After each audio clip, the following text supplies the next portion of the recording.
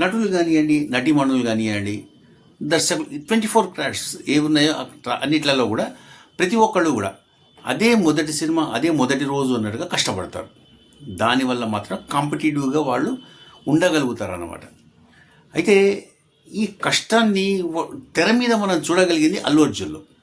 అల్లు అర్జును స్టార్టింగ్లో అంటే 15 ఏళ్ల క్రితము అతన్ని చూస్తే అతని డ్యాన్సులు కానివ్వండి, లేకపోతే అతని పెర్ఫార్మెన్స్ కానివ్వండి, కొంత మనకి ఇబ్బందికరంగా ఉండేది.